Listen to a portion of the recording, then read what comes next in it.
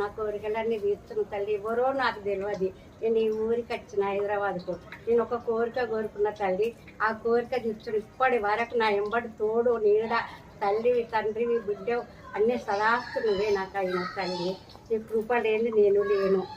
నేను మాది షాంపేట పరకాల. నేను ఈ ఊరికి ఒక చుట్టం చూపుకొచ్చిన. నాకు 10 నెలల పింఛన్ రాలే తల్లి. నీ దగ్గరికి ఫస్ట్ వచ్చిన తల్లి.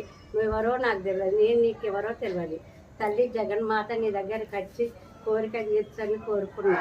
అమ్మవారు తల్లి నాకు పింఛనైతే నీకు 500 చీర పెడతా తల్లి, నా కోరిక తీర్చని మొక్కుకున్నా. తప్పకుండా అదే నెల నాకు పింఛన్ ఇచ్చిన తల్లి. ఆ కోరిక తీరింది. అందుకోసమే నీకు 5,000 డబ్బులు చీర తెచ్చి పెడతా అన్న తల్లి.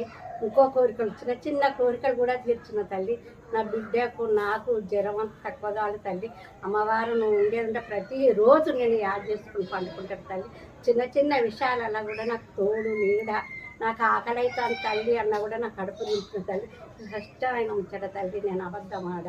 నా కోరికలు చాలా తీర్చినావు. తప్పకుండా తల్లి నువ్వు నా తోడు నీడగానే ఉన్నావు తల్లి. నువ్వు కోటి దండాలు నీకు, కోటి